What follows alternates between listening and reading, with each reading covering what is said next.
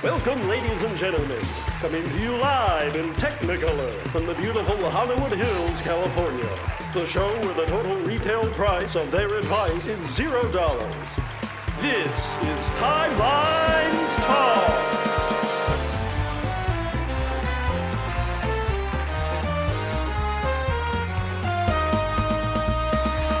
Featuring guest stars. The fact of the matter is, oh my, it's stars and garters. Also featuring, more like Command Dip Suck, look out, it's Automaton 2000. And now, there's no way he gets this intro right. Here's your host, Captain Idol.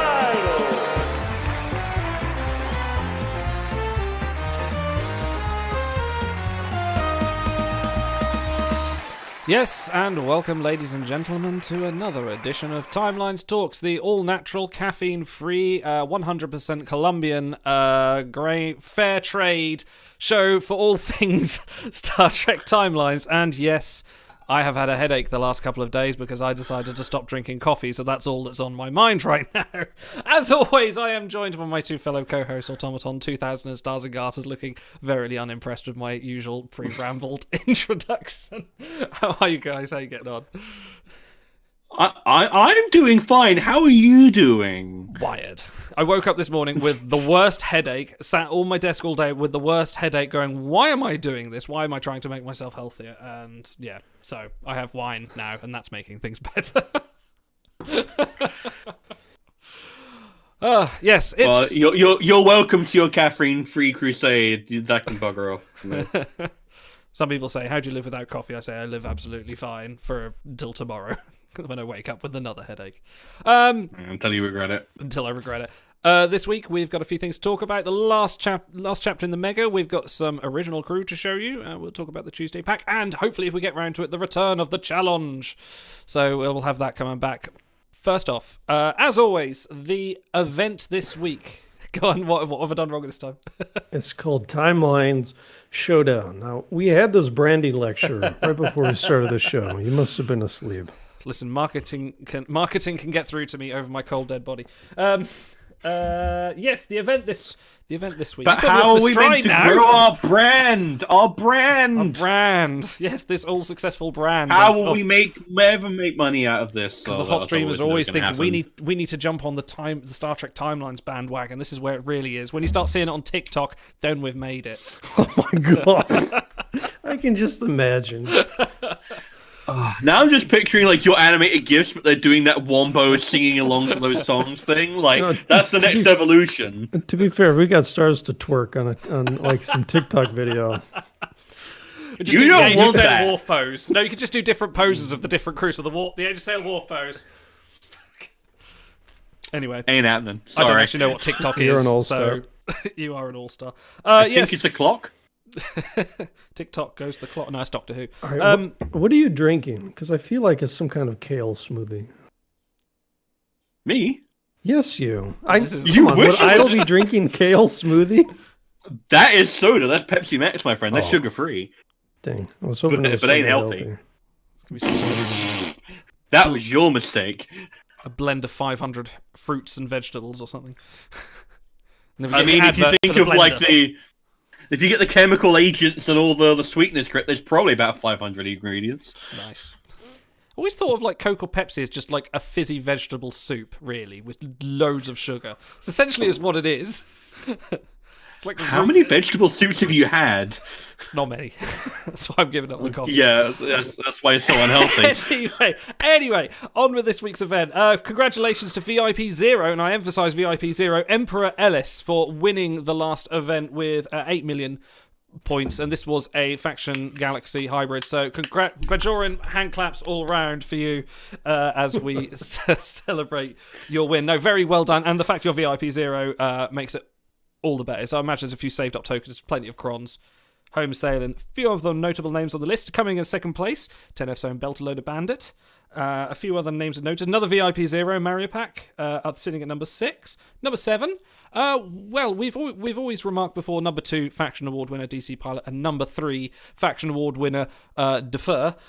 We now have number 7 hybrid award winner, Regulus, because he is from the same fleet as both of them. So I thought we'd make that a running joke within their fleet. Congratulations, Regulus, on that. 10F goes Godzilla. Ugh, got that film on my brain.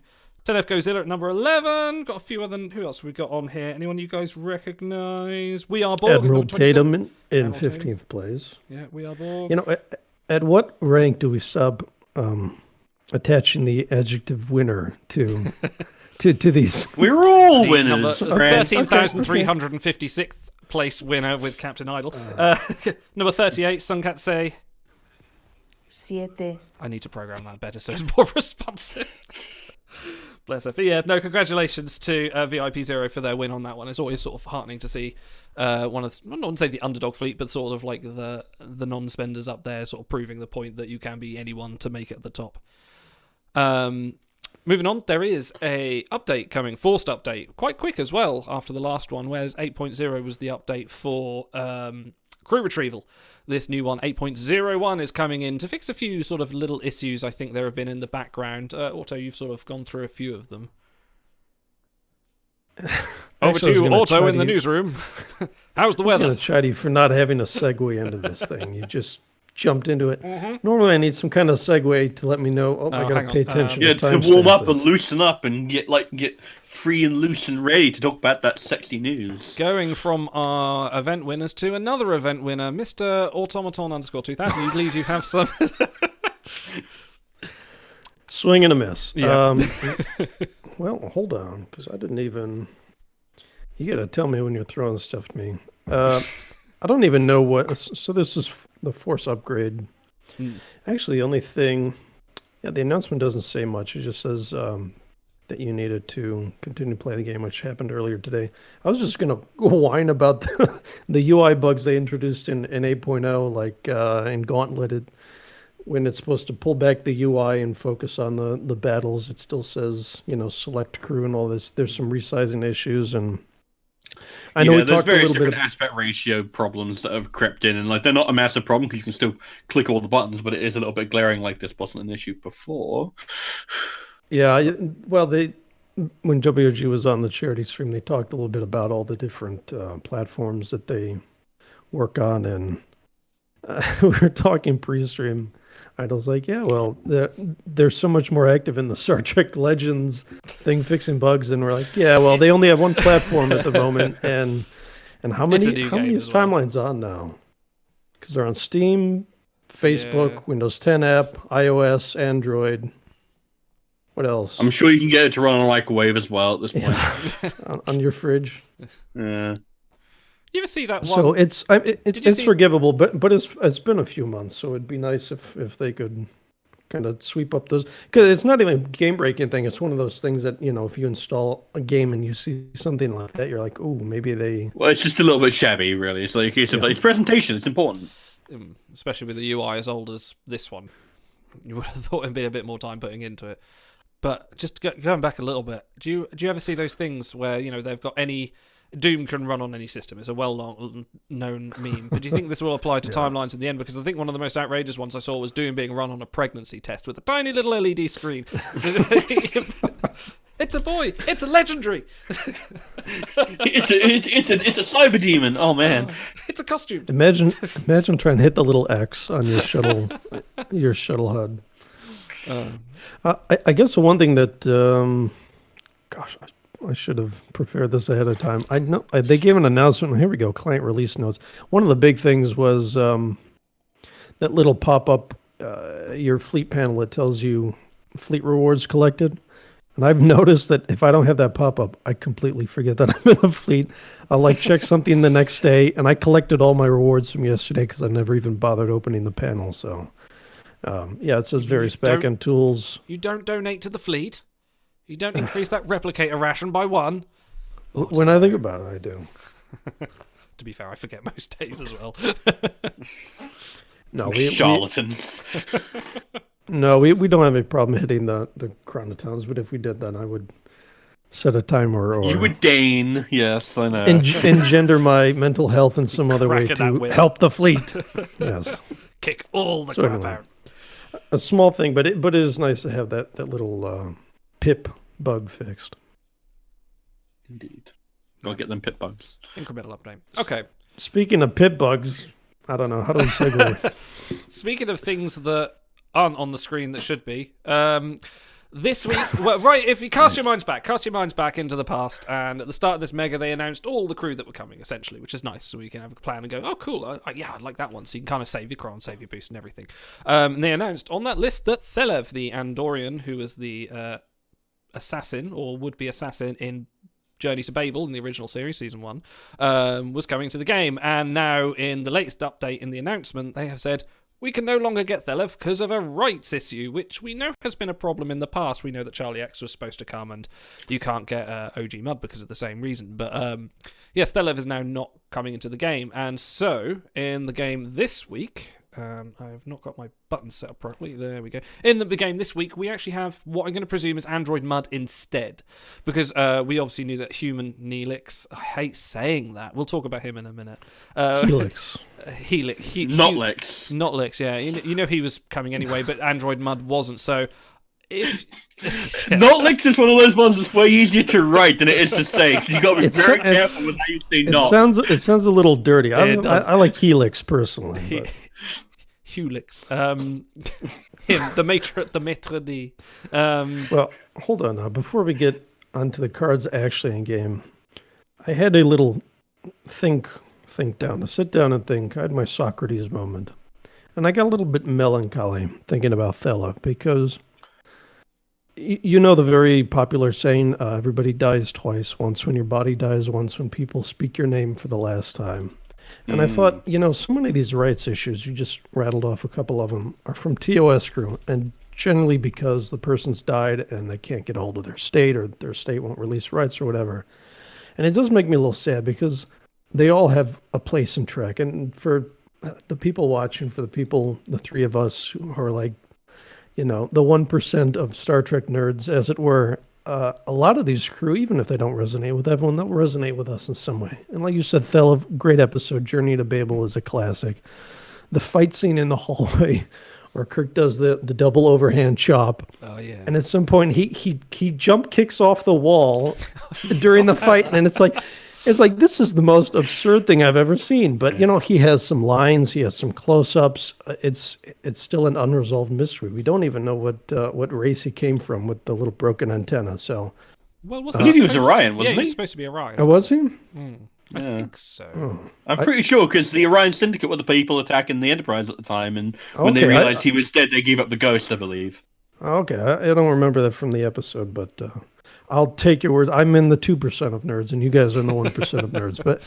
But anyway, all that is to say, it is sad when crew can't make it in, because some of these bit part players, maybe this is a little bit morbid. Maybe this is the last time they're ever immortalized in a game or in literature or something. Like at some point, TOS 50, 60 years old.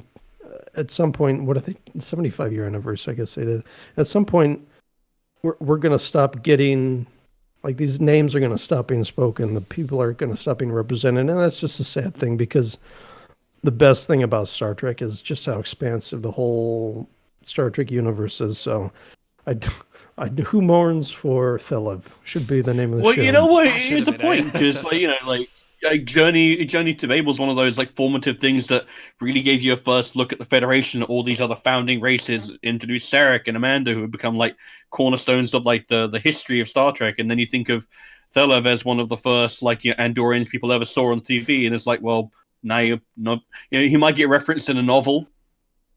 But in terms of that actor's visage, that portrayal, that thing, it'll only be ever I mentioned a TOS, someone watching it on Netflix in 20 years, and they won't ever be like, oh, that one character. They won't go, oh, Thelev, but if they've been immortalized in game, then that's something at least, as you say. And how many times have people asked for a good Andorian because a bunch of bad Shrans and that sort of thing? So I don't know if you would have been good, but it would have been just another notch on the.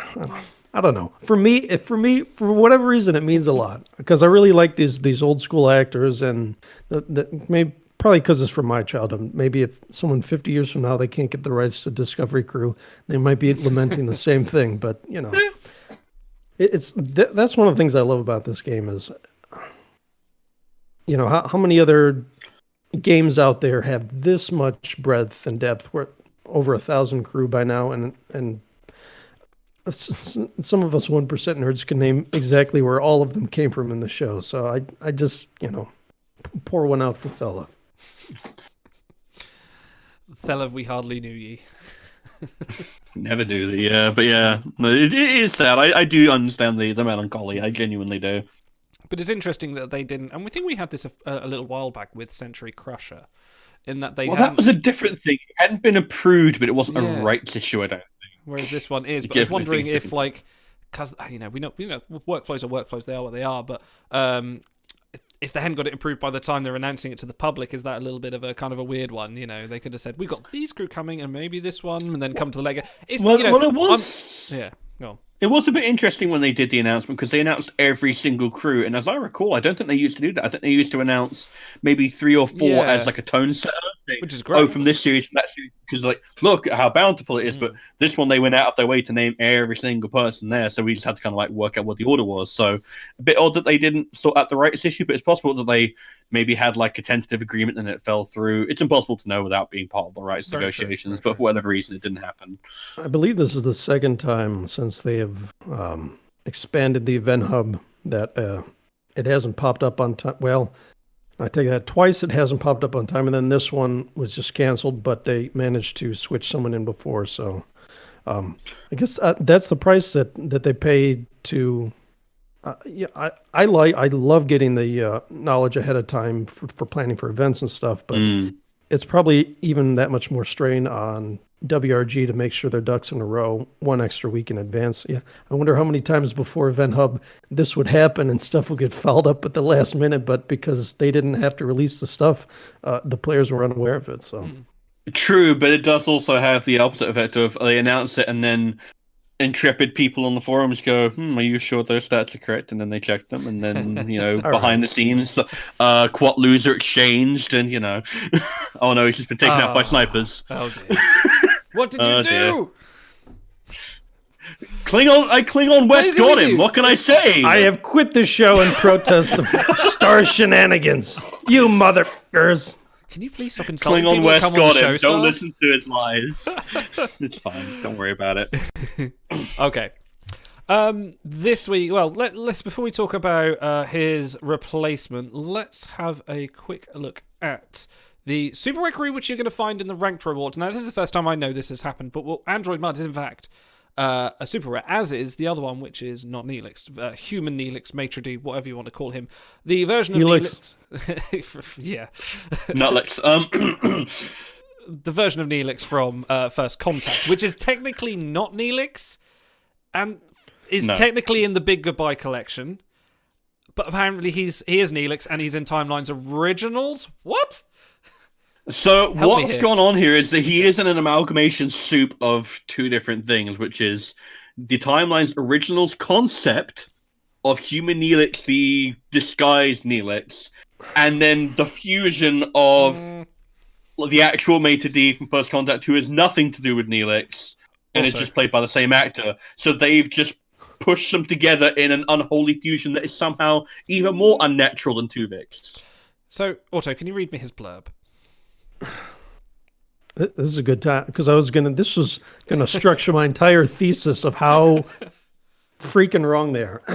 The maitre d' was less than successful in his attempts to enforce the dress code when the Borg pursued Picard into his nightclub.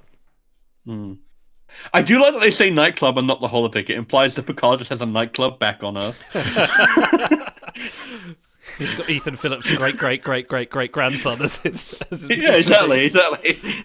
Okay, so Stephen you call it the Inner Light. That's a great name for a nightclub. Stevenson in chat says, Shan says that he will be added to the Big Goodbye collection next week. That's cool. Good. Okay. So we won't have to wait 8 months like for Carlos. So that's really good. That's closer to being accurate, but this is still like... Not a Timeline's originals. This is not... No. This is not their concept. This is an actor playing a different role. Okay, so... I will give them Neelix for a fact it's the same actor, and I'll say, yes, he can count as a Neelix variant. The same way Herbert Rossoff also counts as... is it Quark? Is that one? Yeah. Or No, that's not even. That's No, not even that's the comparable, thing, though. though. Yeah, I'm actually with Otto on this one because the one you're talking about, Herbert Rossov, they literally have a moment where it's not like Rossov, obviously, it's Kira, where she's sitting down doing the read through of Benny Russell's script, and then she flashes into Kira. And then it's Kira sitting there. So the actual analog is way more like analogous. Yeah, this is is not all the same in thing. universe. That was in Cisco's head, and he was using their images as a representation for. Yeah, for something it's not else. like the ball came in, saw the maitre d', and his face flickered, and he was Neelix for a moment. He's just played by the same actor. I mean, think about how many other characters, including main cast actors, have played different characters. Like Tuvok, who played a handful of different characters. I think he played a Klingon at one point. If that Klingon comes out, are we going to count that as a variant of Tuvok? Like when Picard played that uncredited Middle Ages role, I think it was Michael something was his name. Are we going to count that as a variant of Picard? Like this is wrong. It just feels like that. Okay, so the closest thing I can figure is if they're going for an amalgamation of the two, they threw the traits gambler, merchant, resourceful in there. So like you could sort of say like, okay, maybe because Neelix was a trader when Voyager encountered him, maybe they're giving him the merchant trait for that. Resourceful makes sense. You know, he was Mr. Scrappy Delta Quadrant, which, by the way, he doesn't have the human trait, which when they did that trait audit, they added it to like dozens of holograms.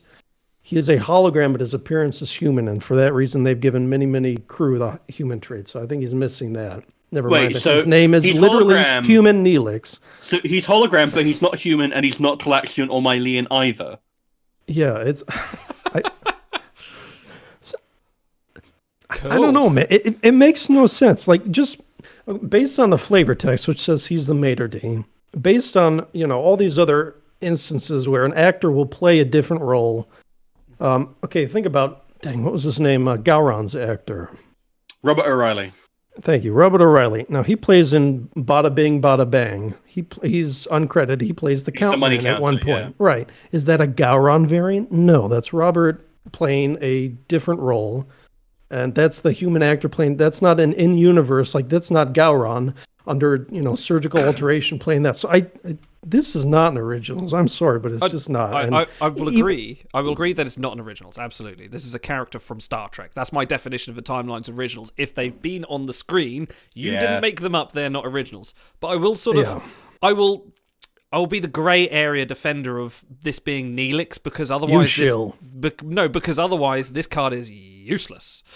Because without the Neelix variant, he catches. It's not stopped them before. Well, no, but I mean, like this in my heart. Come on, like, the Shelby exists for fuck's sake. Yeah, I know. Don't remind me of it. So a good point from Paul Need in chat.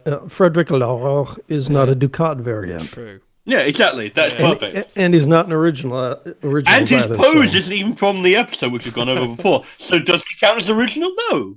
I had to bring it back to that. I don't know. I had to bring it back to the opinion in his pants. This just feels like a mistake to me. Or, if they wanted to make them originals, they needed to go a little further.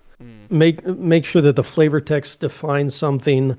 If you want to say he was Neelix undercover, give him the undercover operative trait, say he was on a mission or something, but they literally just copied a different crew from game that the actor, or a different character from the show that the actor played and said, it's Originals. No. You know what? For the many points out, we should get a Lucius Malfoy Lorca. You know what? I'm down for that. Yeah. I'm down. Yeah. I'm up for that. Wait, hold on. We got to go for 4 weeks in a row of Potter. Come on. Do it. What do you want me to say? I don't know. Just saying. Look, the chat's the one that brought up the Harry Potter connection. You have to, as a good host, you have to keep it rolling, WRG is giving Dobby a sock. I don't know. So this is the sock. This is the sock for Dobby. Is this what? Yeah, the sock of human Neelix. There you go. We are now free. We are free from our boundaries of collections. Yeah. Anyway, From the moment you break down the walls between nations and collections, you'll become free. So Steven said it let also. me- Sorry. Sorry, No, Stephen please. Incinner also says he'll be adding human as well, so that trait will be added. But I wonder if in All this right, discussion good. as well whether they have looked at the originals, unless this is... Because I know that originals is handled by a hidden tag. There's a hit like EV suit and some other things. There's a hidden trait in there that says originals, and he does have it. So his chances are that may have been a bit of a like, oh, copy and paste job. Maybe we'll put that in there. Maybe he shouldn't be, or Well, it happened to Captain Bashir, so it's it not did happen to impossible. Captain Bashir. So maybe this is a case of they'll kind of go, oh, whoops, wrong collection, and adjust it. I would hope so. Because the thing is, we've been campaigning for more Timelines originals, and like Yeah. we think they're a pretty cool idea. And it's like this is just a case of like, this isn't an originals, guys. I know you really want to cater to the fan base, or like we'll keep on slipping your quatloos behind the back or whatever, but like not like this. This is the meme where you got the two people holding something, going, I made this, and then someone takes it, and go, can I have a look at it? And it goes, I made this. Okay, so apparently... Well, his no, you hidden- know what? It's that bit from Parks and Rec where it's like, corporate needs you to find the difference between Oh, these yeah. two images. And it's like tactical Neelix and human Neelix, and it's like they're the same picture. It says Yeah. WRG. Apparently, in his hidden traits, he is considered also a Neelix variant. So, Okay. I mean, that's nice for game utility, but it doesn't make no fucking sense. yeah, And he's not don't know. costumed. If he's going to be Neelix and he has to be an original, he has to be costumed. If this is Neelix assuming the role of a human in the holodeck, I would assume he'd be costumed. well, it depends. We're going to get to this later again, aren't we? We will. I feel for like we're other going to just characters. keep on talking this into circles, so we might want to, before this turns into a Quinn All right, well, hold on. debate. The other part of this is one of the few times I've actually perused the event text as we've been playing. This has been, all right, we're grousing a little bit to start the show. This has been a fantastic mega for people who care about card quality and card power. This has knocked it out of the park. You fudge, like we said before, fudge the math with Gauntlet, but for me, this has been the highest power note mega that we've had. So, reading along in this event text, the gist that I get is they are trying to. It's supposed to culminate climax in finding Neelix at the end. There's a lot of decks that they brought back in an event that she wasn't featured in this last week, and talking about we got to find Neelix, whatever. So we've had these huge power note gold crew, humans through, wow, huge base, huge voyage number, Dexa, wow, best med voyager in the game, this and that. And then we get to human Neelix, who is like, for the mini in chat said, put him in tier 10 because he's a Neelix, but I think this is not a powerful crew by any stretch. Not only that, super rare, okay, they have their place in the game, but are you going to be using them 2 years from now? No. So it's, it would have made sense to me to make the big culmination, the crew that you're supposed to be chasing in story, also be worth chasing stats wise. Am I wrong? See, the thing is, I would normally agree with you, but I feel like this ship already sailed when we had that astrophysicist mega where, Tom Hardy Picard showed up as the picture in the thing, and then he never appeared at all. So I feel like this is a slight upgrade from that. We get the crew at least. Don't just Yeah, in front of 'cause Raj goes, this what you could have, but no. Well, in fact, I also want to think about something else. So they had a rights issue with Thelev, right? And then they dropped Android Mud in. Presumably he was ready to go, right? How many other crew do they just have hanging around in case of emergencies? Now I'm really Break curious. glass in case of mud. Yeah. And actually, the mud art is something that I guess was intentionally leaked by WRG when they came on the charity stream. They were talking about the character art brief and how they work up crew and all that. And one of the ones that they used as an example was Prisoner Mud We in, didn't catch in it, at the time, did we? irons. We didn't look at that. Yeah. But I can't think believe we that was said- Pavel Chekhov's gun all this time. I think we said something to each other off stream, but it was like I didn't know if that was old art or if that was something upcoming. So it's not like a big pivotal character, but No. Steven Inson informs me that meme is from The Office. I don't care. Wow, okay.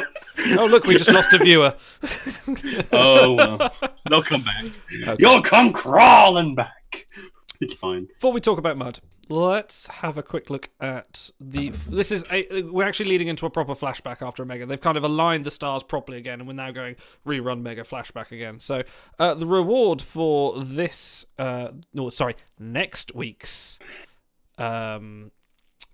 flashback event is Decoy Kira. And me and Stars, we've been arguing with Auto about this before the show.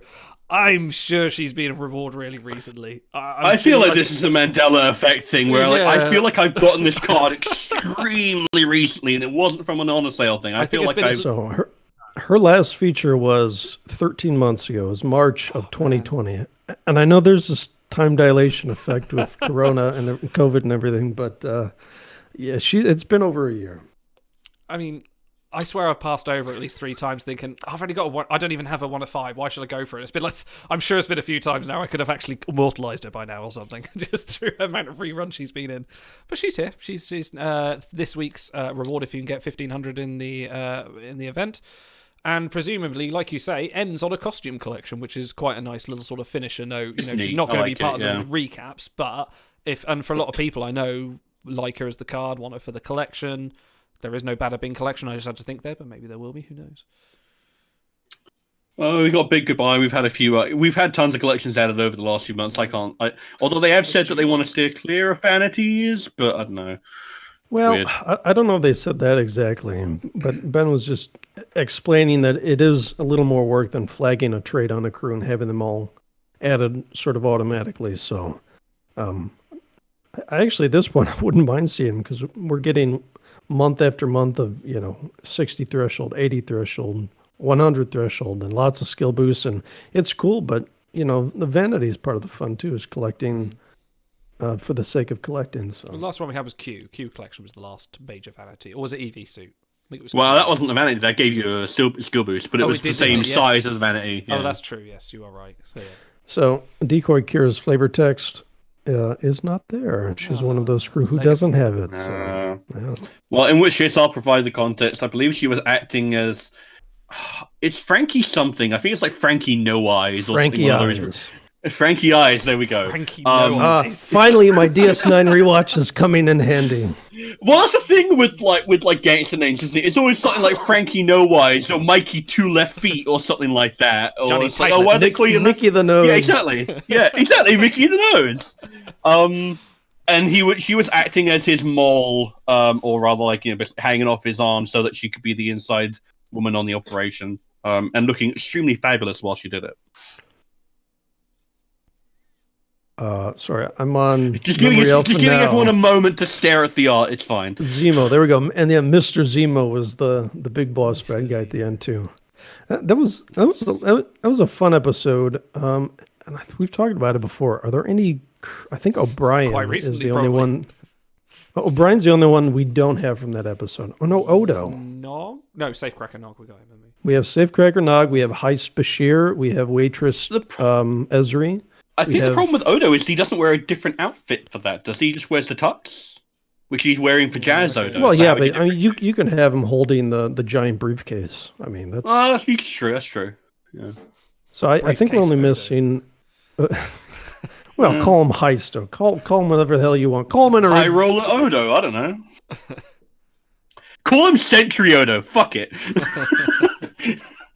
Why not? I think we've lost your audio, Auto. Oh, well, I guess we'll just have to soldier on. Do you want to dub in for him, or? Oh, are you back? Blah blah blah, Suspiria. Blah blah blah, Medenge.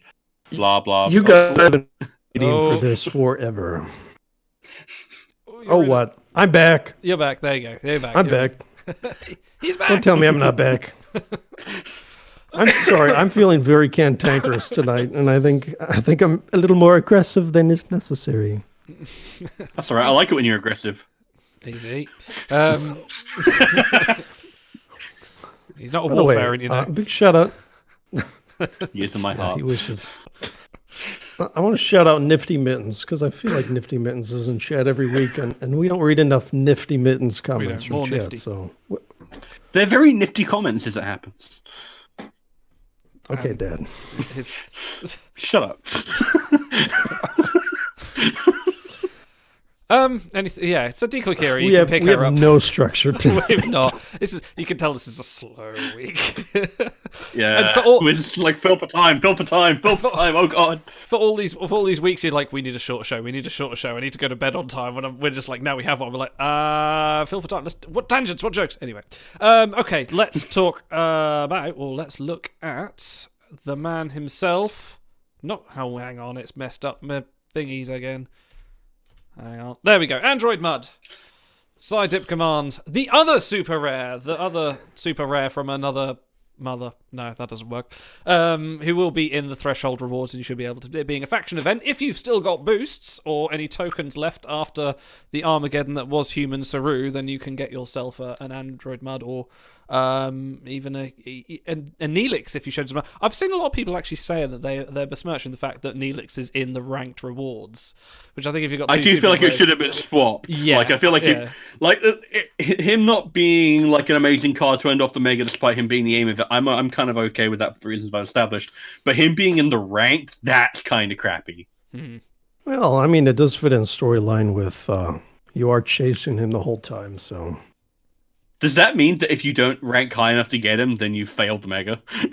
And they take all your crew away? Yes, good. There should be failure states in game once in a while. You have to actually put in effort to get them, God forbid. Oh man, what if there was a failure state and you lost crew? You had to gamble with your crew, otherwise. Oh no, all my Yeah. Wesleys have been taken away. That's called the charity stream. Oh, yeah. Oh. By the way, we did have a donation goal that wasn't quite hit where we were gonna pick RNG random number, and whatever number that corresponded where I was just gonna airlock the crew. Even if it was a 4 or 5 gold that was sitting there, just airlock. So maybe next charity stream we do. I'll actually follow through on that. So Paul Need is saying this is actually the second rerun for Decoy Kira, so that would be original event, first rerun, second rerun. So Well, hold on. It's a bit odd that they're rerunning the exact same events, so it's not like they've got like a shortage of other events they could rerun. Yeah, this is the second rerun, but Right. the first rerun, aka the second time he showed up, was March of last year. Yeah. Okay. Anyway, But they've done that with a few others. They came from the holodeck, which I think was like Arachne and Proton. They did it with the Trouble with Klingons. Which was 171 Cisco and Jadzia. That's right. And I think they also did it with Dark Ages McCoy. oh, did they? Oh, he's been in like 4 or 5 events on his own. So 1,000 They crew. usually, yeah. 1,000 Yeah, but I mean, There's a that- lot of crew. the lot of game's crew. also more than 5 years old though. So Android Mud, yes. We're saying Disco is dead for actual variant use. So I know I put his event count as 38. This assumes Disco events. That's probably a very misleading number because I can't see many more Mud variants in the future. No, like he's got a decent voyage. I think he's like a number 11 for super rares, but the skill set's a bit tired. And last thing, there's no more muds unless we get the TOS ones, unless they sort out that existing rights issues. He has some good traits though. Like I could see some of these popping, like smuggler, criminal. Like those are fun and appropriate. But yeah, I can't really see much of a future for him outside of voyaging for a little bit for you. even Mud's androids have a silver tongue and a hidden knife in their boot to try and weasel out of impossible situations. Now that is a That's a top shelf tagline. flavor text. That's good. That's good. The only way that could have been better if it mentioned Jippers on a beach somewhere. That's the other one we need, don't we? Just the room of Mud Silver drinking and tongue going and mad. a hidden knife in their boot to weasel out of. Oh, that's good. Whoever wrote that, give him a raise. Employ him for the big book. Oh wait. Like I should. Feel like I should be reading about the Kiev one more time because we've only had that 3 weeks in a row. There's still one more crew left. You might read it off one more time before we That's finish. true. Yeah, there's one more. Because we haven't got Grey yet. So Now, true. it's ironic you say that because we do have another Mud variant coming later this We evening, do. We do. yes. which All 100% original, Oh, official, and sanctioned. These are all Timelines originals. Timelines Talks originals. Ah, yeah. I distracted myself yeah, there. it's a shame that we don't have the rights for Roger Carmel because I absolutely adore him, the OG Mud, and I feel like because he was sort of the court jester, but there was always that hint of danger where you thought, okay, is he actually Like, is he actually a bad guy? Could he actually go far enough to cause serious trouble, maybe kill someone? But at the end, he always reined it back into Jester, and we get dancing Chekhov on Planet Mud and all that other assorted fun. And Rainn Wilson's Mud is quite a lot more devious and threatening and serious, and it's a take on it. I know a lot of people like it. I personally prefer the more court jestery with just a hint of danger. The thing is, I think that there's sort of room for both to exist in the same character, especially because the Rainn Wilson one being younger in his life, maybe he gets tempered a little bit, maybe Stella actually rubs off on him a little bit. Not quite sure. I don't know. It's not impossible. Fenton Mud. Exactly. Yeah, I can't believe she browbeated him into getting all the psychopaths out of the system. Crazy. Marriage does that to you. She's the true hero of Trek. Truly. Who knew? So we're not, looking at him going forward, like, Mud's not going to be in Strange New Worlds. That would, unless they do it with some of the other characters, they go on a away mission and meet him and then come back. But he can't interact with Spock. Probably could interact with Pike, maybe. I don't know, but I guess. But I feel like at this point that the well has been tapped. Yeah. I'd rather they just come up with a new character at this point. And I say that as someone who's fine with all the canon additions they've made. I feel like if you're skirting a little bit too close. It's the same reason I'd never want to see a young Kirk recasted on Strange New Worlds. A little bit too close. Yeah, too close to the line. Watch them do it, because... Zac Efron as James T. Kirk. Thanks for that. Yeah. You know what? I'm going to actually come up and say, like, I actually like Zac Efron as an actor, especially as a musical actor quite a bit. But, yeah, no. No, fuck it. William Shatner playing 19-year-old Kirk. Oh god, that'd be hilarious. Yeah, no, he Zac Efron is that weird guy who's like 40, but he looks like he's 19 perpetually. It's I can't believe this is gonna be my search history. I'm searching. He's only 33. Somehow I thought he was older. Huh. Well, it's like that one actor. I think his name is Thomas Brady Sangster or whatever. He looks like he's perpetually 12, but he's like 35. He's been in a million things as children when he's 35, and it's like you have perpetual young face, young man. I'm sorry, you'll never escape it. We're all jealous. Here, hold on. All aging like prunes over here. It's fine. I haven't even looked at this crew yet. So you were talking about traits, yeah. One of them, interestingly, is survivalist. Mm-hmm. And we had that, and this was in the survey for the Mega. What exactly did they call it? Something harsh conditions. Oh yeah. Yes. Yeah. And that sort of had a survivalisty feel, and I think they've added a few of those recently too. So it's a very just something to keep an eye out on. Very tasty trait. Just lovely. This is the Trill Adira, or Riker Odan of androids, where when I hope for a certain mega or collection for kind of a niche trait like Trill, I think, they'll never do it because it's basically they'll just give Jedzi a bonus. Like, they won't bother with the Trill trait. But now there's like there's Arjun, there's a handful of other Trill crew. So same thing with Android. It's like, they'll just do data. It's like, how many androids? There's like Tainer and Ruck and like 2 others or something. Lore and stuff, yeah. But now that they're fleshing it out more, it's like, maybe they do a collection, maybe they do a mega. So I like those the traits that are dominated by one character. I like when they flesh those out.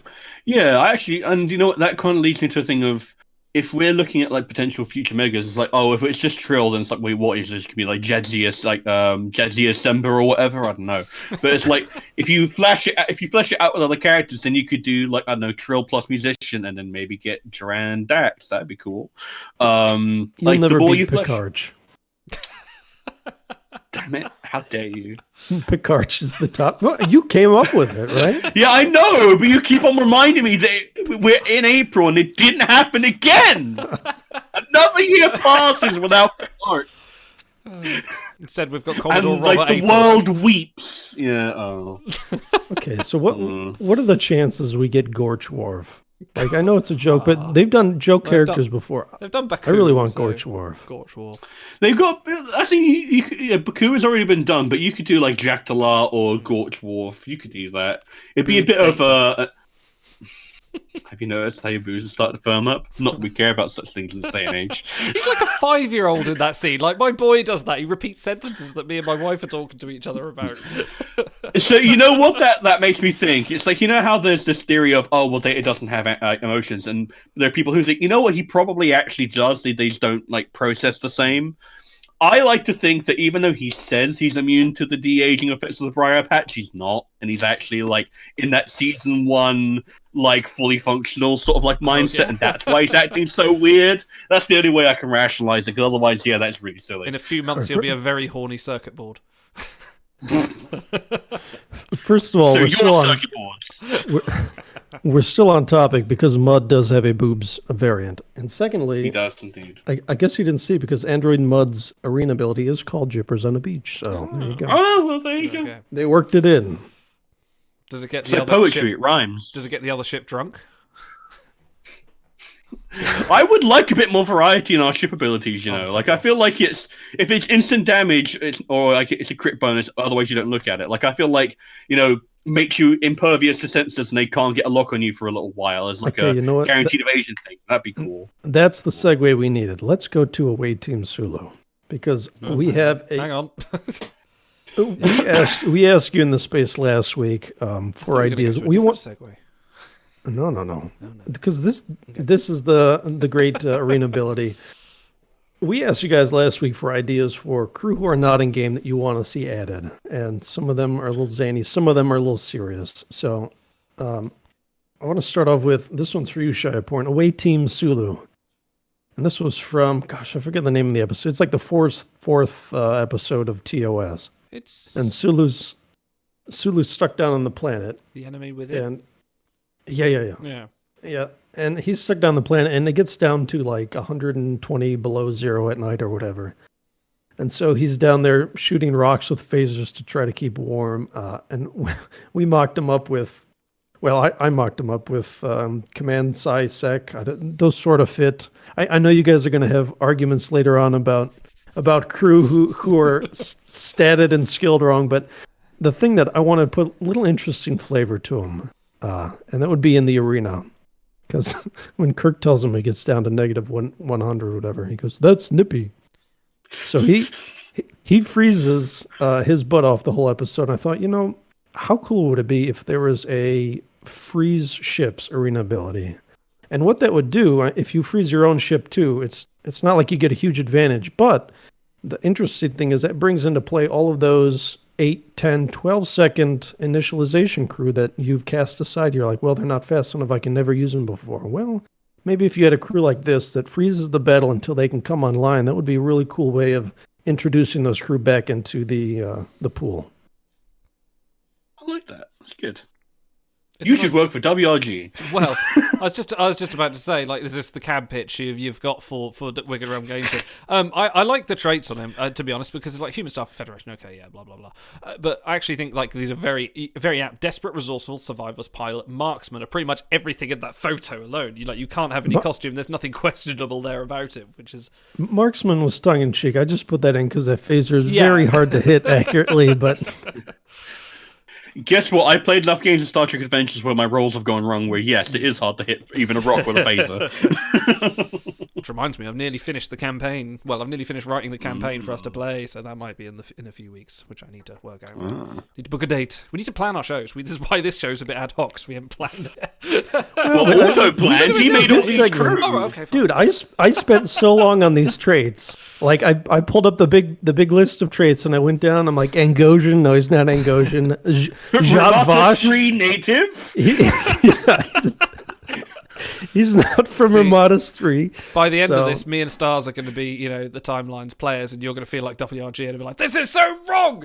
Why are you wrong?" Obviously, it should have been Psi-Sec, not Command Psi. Oh my god. Well, okay, so he has to be a command primary, because this is one of the few times Sulu actually gets to command people lower in rank than him. So I thought, let's give him a great command base. Sec is an easy one, but certainly science-y to heat up rocks with phasers, right? We can let that slide through. He is a botanist, so he has science in his He is a botanist. Damn, I should have given him botanist. Yeah, there you go. Why is he missing botanist? There you go. He'll never make the botanist collection. Exactly. What about all that Voyage antimatter lost to time? It's one of the most recurring traits. My crew retrieval plans are ruined. All right. Ruined, I say. I think Command Size 6 work. It'd be nice to get a good Sulu variant because, like we remarked, I think it was last week, they all suck. They all they're suck. crap. So it'd be good to get a good one, especially a legendary one as well. Who's next? Who's up next? I'll tell you. I didn't make them all legendary because that would have been a little. Okay, do you want me to hit the button to see easy, who's but- next? Next up, Give me the Transporter Chief O'Brien. Oh yes. Transporter Chief O'Brien. Uncommon. Now I gotta wait it to pop up on screen. So my little flavor for him. If you guys haven't seen the Chief O'Brien Transporter Chief comics, they are hilarious. So that's where I grabbed the art from, and I'll put a link to that in the description when I timestamp it. But the quote I grabbed for his arena ability is actually from The Wounded. If you remember, where his old Captain Maxwell wanted to kill a bunch of Cardassians and he had to talk them down. And we get that great speech in 10 Forward where he's like, "It's not you I hate, Cardassian. It's what I hate what I became because of you." And so that quote is from his discussion with the Cardassian. He said, when I was younger, I would worry about swatting a fly. And that kind of timidity I thought fit the comic version of Chief O'Brien perfectly. So I put that in there. That's like with the Taz ones. That's what I want. like an actual animated one. I'd be alright with that. Maybe get blend it with the lower decks art style, so you get that statue of O'Brien that they have in the future, the most important man in all of Starfleet. Transport Chief O'Brien. So I actually really like the idea of having a nice standard O'Brien variant because they're all from DS9 and his TNG sort of stuff doesn't really get a lot of play in the game. I'd love this version. I would love the red shirt version from Encounter at Farpoint. You could even get when he was we've got Bridal Keiko. Why not groom Miles, for example? That'd be fun. Miles doesn't get enough play, and I'm glad that we're gonna stick up for him a little bit here. Although I will say, on O'Brien without engineering, I was just about to mention that.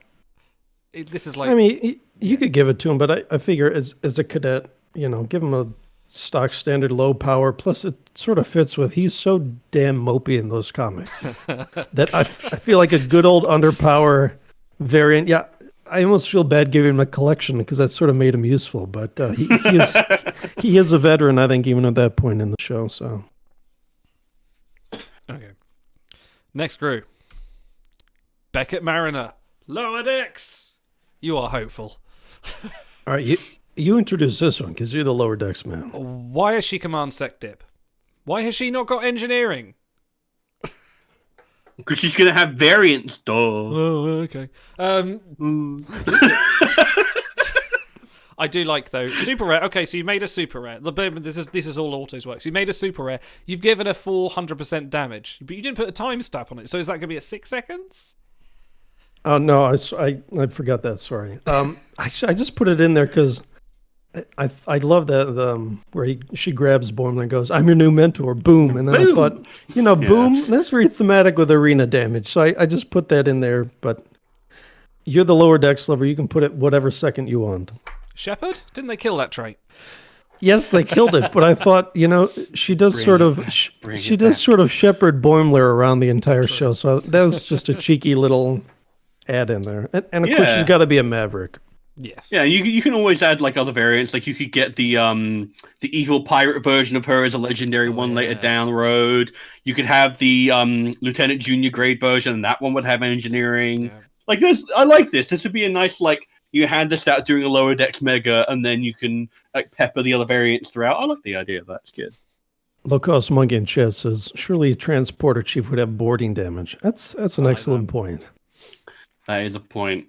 I will amend that before. Beam between the wounded shields and for that. Yeah. No, we need lower decks. I absolutely love lower decks. A lot of people do as well. And the fact they're not in the game is probably, I think it is more a licensing issue than anything else.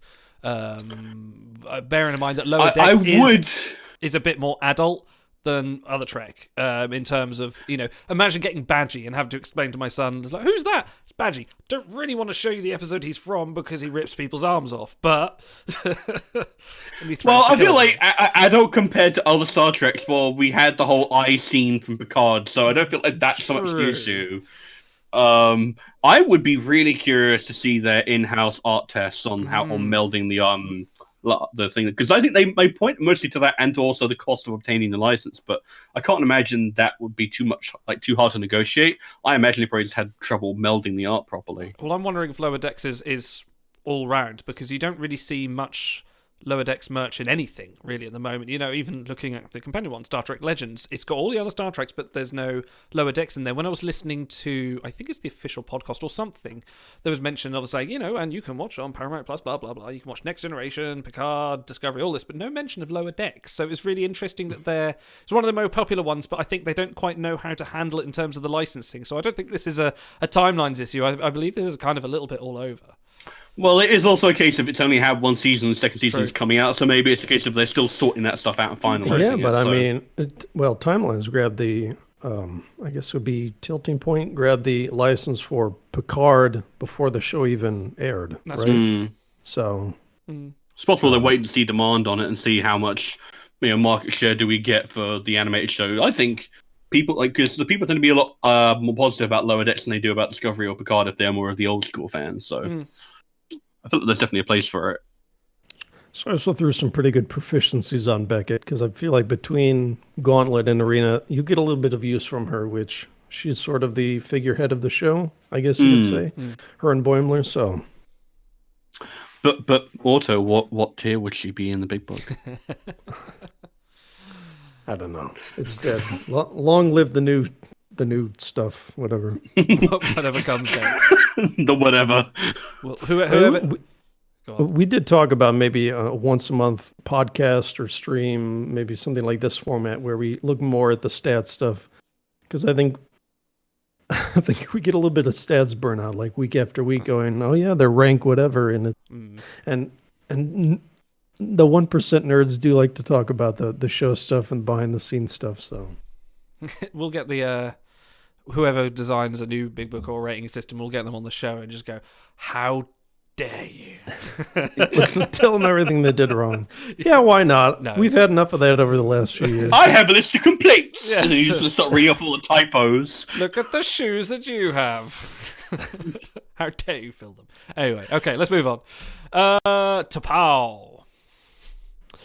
Yeah, so this is yet another TOS crew who they couldn't get rights to. And so we have young T'Pau from Enterprise in game, but not old school Kroika, the very serious T'Pau. So shout out to all the brutal... there should be the brutal trait in there, which you forgot. brutal diplomats.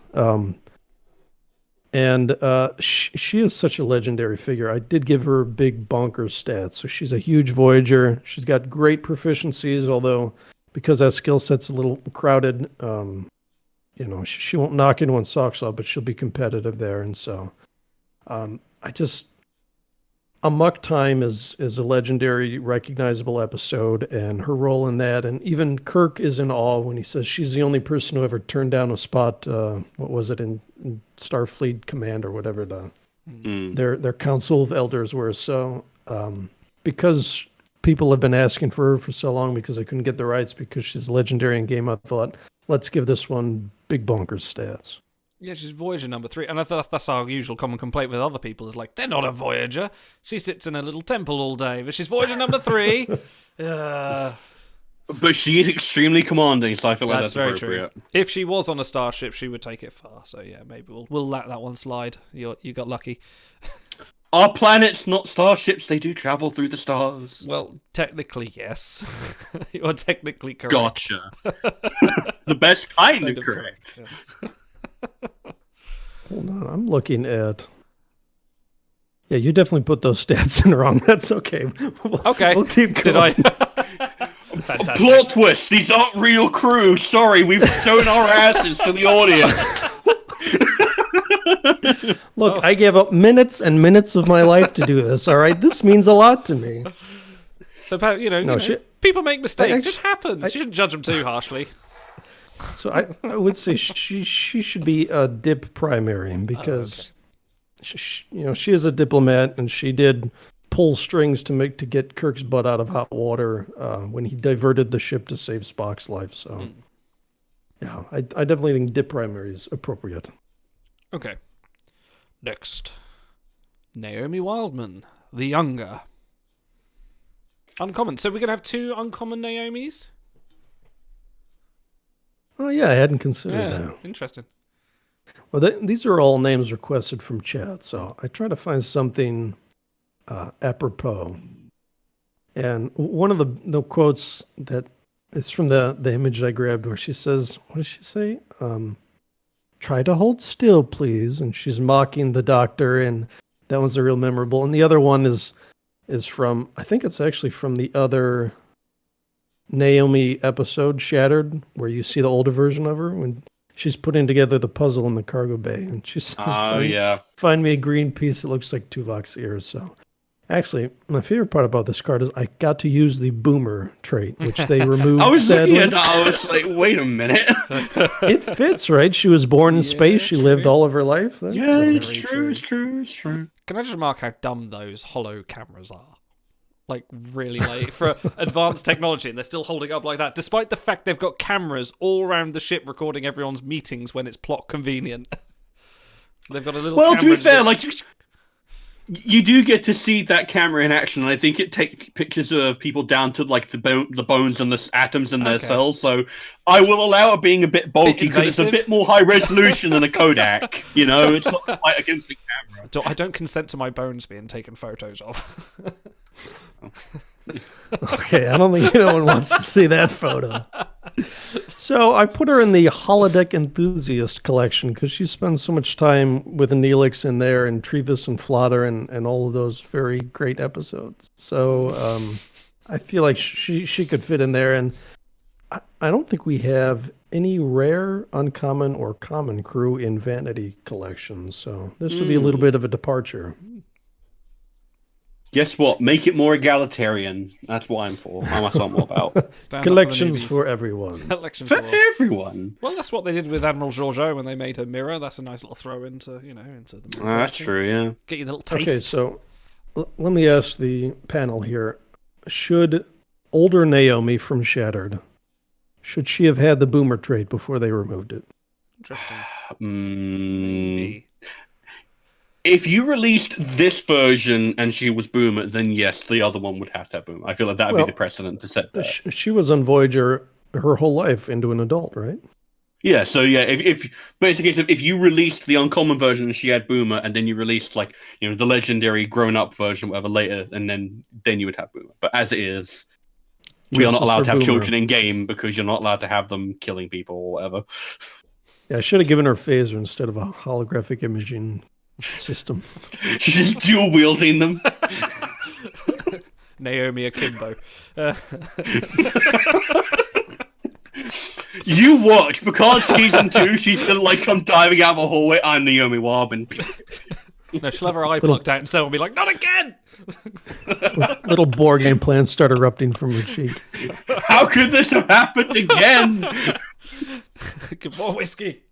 Give me more whiskey. Okay. Cyrano Jones. Super rare. Who? Oh, Cyrano Jones. Cyrano, sorry. I read it as I say it. He's not the ham. He's not Serrano ham. So the actor is a bit of a ham, to be fair. Very much so. Surely you want, not for your prize.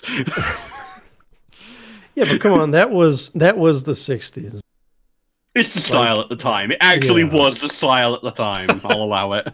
Yeah, I held a triple from my belt. And the coins had Katarians on them. Okay, chat is full of people with bigger brains than us. Is this another actors' rights issue? Because I don't remember if they couldn't get him or not. He's a TOS character, I would imagine. So there's a pretty common thread there, isn't there? Because I think there's some art for the TAS, the animated series version of Cyrano Jones. He makes an appearance there.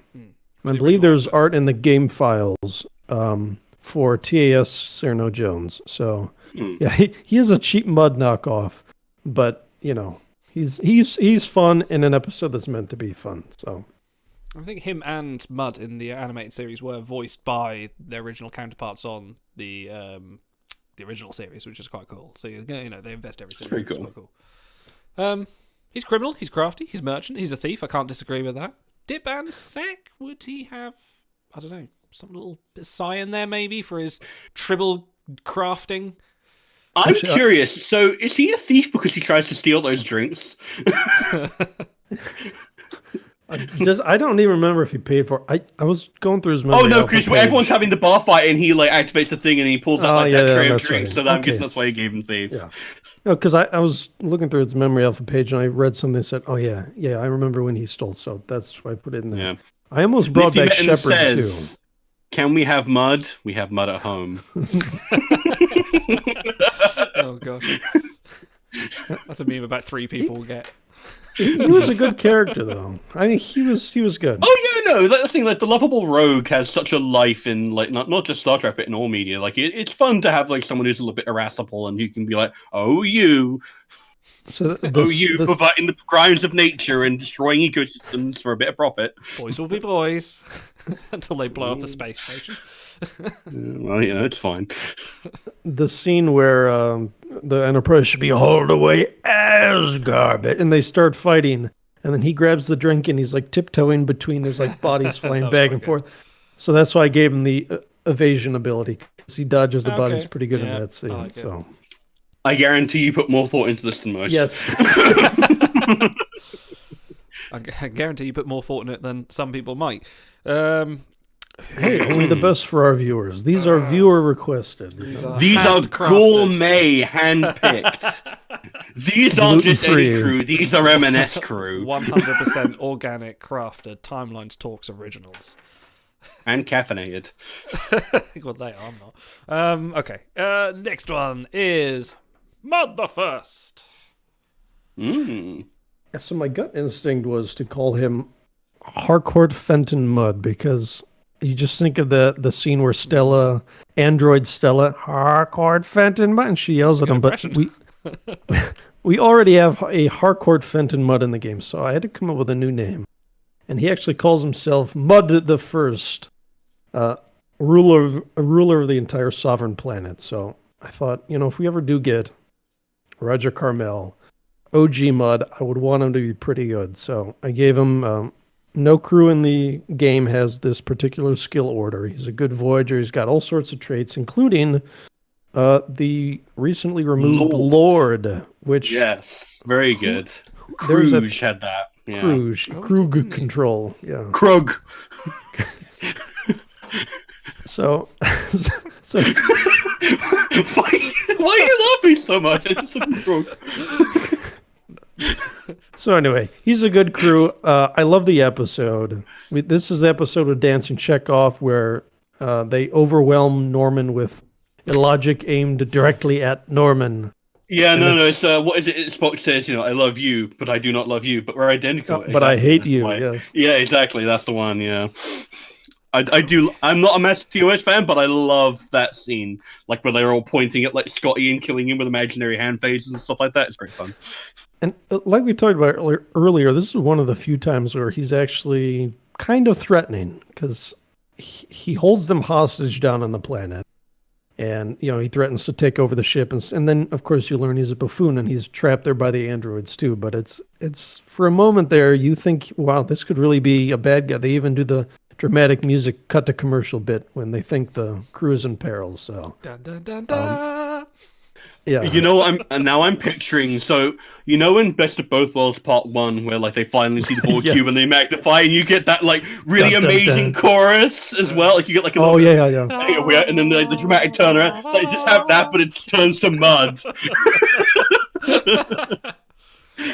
I have that whole soundtrack in my head going through. Like if it was the Best of Both Worlds, I just hear that really ominous kind of drony haunting sort of weird like sort of synthy sound, like na na na na na, just going fucking brilliant soundtrack. Not the first. So anyway, those are all the crew we mocked up. There are a few more in chat.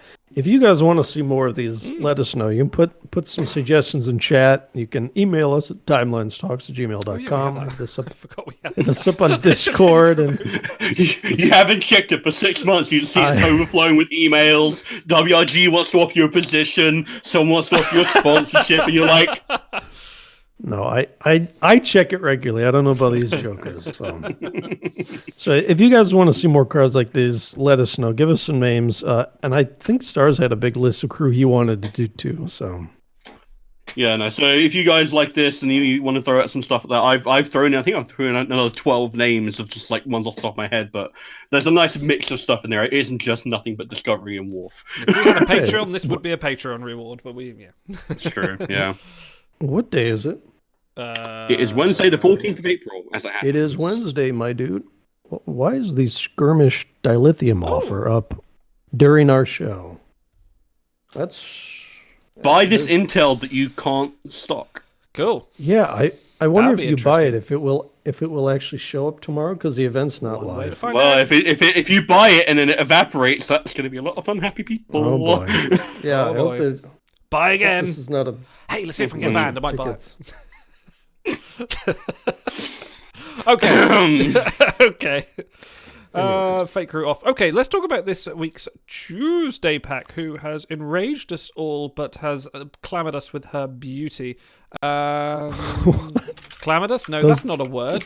Those words don't mean what you think. Enthralled us with her beauty. You Excuse projecting a bit there, Idle? You okay? Excuse me with my tortured use of the English language. Grecian Carolyn Palamas has joined the game, and my big complaint about this crew. Why is she not costumed? She should be costumed. So hang on. this is one of those things. I think I've got PC some audio errors. Uh-oh. Speak again? Kind of dear. error. Hang on. Your screams broke it. Hang on. Talk again? Hello. I think Hello? that fixed it. Note to self, don't run BlueStacks at the same time you're streaming. Crazy. I can't imagine why that would cause problems. Anyway, Um, right. So the only way I can rationalize this is that, like, she's costumed. She's literally called Grecian Carolyn Palamas, and she's not, as far as I know, actually Greek. And in which case, what would you be Careful with that word on this show. Well, here's the thing. Unless you're differentiating her from American Carolyn Palamas, in which case, like, I don't know. She's in like a red, white, and blue flag dress. That's the recolor we need. That's the variant. That's Eid coming in. plebnista. It's for the Yangs and the Combs. They literally bring in the flag Yeah. and they're playing like the national anthem on this planet Plebni- a billion That light sounds years like away. Simlish, like that plebnista. That's Simlish. I'm sure I've heard that. I'm pretty sure that's also the end of Planet of the Apes. And Kirk's about to go into, you did it! You finally did it! You bastard. Crazy bastard, you blew it up. So yeah, she absolutely should be costumed because this is not normal Starfleet attire. Only way I can rationalize this is they were like, if we release a costumed crew doing a costume mega in a 6-pack, that's going to look a little bit dodgy and a little bit like, especially head of the faction. But I can't think many people would actually care. I think more people are going to be annoyed that she's not costumed, even though she very obviously is. I am so over trying to explain all of these inconsistencies. It's like, whatever. I mean, they may change it if enough people were upset, but because it's a 6-pack crew and not a lot of people have her, I doubt that's going to happen. And before I forget, plain simple, Garrick, who's in chat, our good buddy Garrick, who's also our fleet admiral, by the way. Nepotism. He got the first to max on Grecian Carolyn Palamas, whatever. I can't say it either. So congratulations, congratulations to him on that too. It is good art. Someone complained that they just took the memory alpha picture, which is also true, but but it is a good likeness of her. Well, that's the thing. It's the case of you can't always have a Klingon West where it's a case of we're gonna like really put a bit of spit and shine on it. Sometimes it's a case of we've got to get X, Y, Z amount of crew out by Wednesday. I don't care if you have to go to memory alpha and just trace over the art. As long as it doesn't look like Potato Martok, we're fine. You know. By the way, Klingon West is pretty damn handsome. Like the card, the lighting in there is top notch. Like you can just imagine him standing on that right by that like 3rd story giant glass window that he's at before he crashes through it. So, all right. But that being said, I'm gonna take a stab at it because Apollo is not costumed. It's real to him, damn it. It's all a wrestling bit. Who knew? I noticed you dropping a few wrestling bits recently. I'm like, yeah, so because Apollo's not costume, because it's real to him, he was really a Greek god / alien from that time. I guess they didn't give it to her, but it's like, yeah, she is wearing a costume even if Apollo put it on her. It's like that's not her native habitat, so Not her native habitat. Now just imagining her in like a big old like gerbil cell with like a water feeder and stuff. I mean, And she's essentially, like, that's what Apollo was proposing, really, wasn't he? You should all live here in paradise, in my paradise, you know. yeah. But there's so many parallels between Grecian, Carolyn, and Platonian Chekhov. Because it's like if you're giving one costume, you really should give the other costume. But it is what it is. I'm going to save my spit and vinegar for something a little more important when it comes around. Like You Helix. saying that Carolyn Palamas isn't important? This exoarchaeologist, this xenoanthropologist, she has some weird traits. Very weird I will traits. say they've Guess done the like collection. a billion TOS bombshells ever since some guy put that in the Q&A. What, in like September? Whenever it was one of the long time ago Q&A. Wasn't that just before the Spock mega as well? So we had all those, we had like T'Pring and Layla Kalumi and stuff. Yeah, so they very clearly took that to heart. Thanks, guy. Out of all our suggestions, like this is the important one. Make this happen. So, well, it does make some people happy. Also, Idle, I've noticed that you've put on tier not yet rated. Yeah, I need to. That's a bit of As legacy opposed code. to, it should now say never rated. Never rated. No, I need to remove that bit of code from when I import some stuff. So yeah, I will sort that out. But yes, that she will not be receiving a rating. The first Tuesday pack to not be receiving. she's a rating tier from me. 4. Yeah. Okay. She's tier 4. If that means something to you, she's tier 4. Okay. Yeah, and then people can just scrub through our video and be like, "Where do they say it? Where do they say it? Can we get confirmation?" Yes, this ranking lasts for 1 year. It expires on the 14th of April 2022. Yeah, actually, I can give you the dates ahead of time when she's going to drop ranks. We have that all sorted out ahead of time. We have our own big book. You guys can't see it, but we update and we just don't tell you. We don't actually. You just can't let go, can you? You've still got that little bit. You just got. Just let me rate it. I mean, It's well, yeah, real when to us, damn it. yeah, when a new crew comes out, we all want to sit around and talk about it and reason where she compared to other crew. By the way, did he mention Kaldos 4 Ghost Kaldos, Sleeper yeah, Crusher? Ghost Sleeper, I like that. I was basically talking with Ain't Ever Lucky into the night about this crew, and he was basically saying, "Oh, I see her as like tier 5, tier 6," and I'm like, "Why? She's got the exact same stack and voyage rating as like Kaldos 4 Crusher. Yeah, Crusher has a base, but neither of them are going to be eventing for you anytime soon. In fact, I would put more stock in exoarchaeology because at least like Kamala has that, other crew have that. When was the last time you saw Crusher smashing it in shuttles? Well, there was the Sub Rosa episode. No, she was smashing something else. Yeah.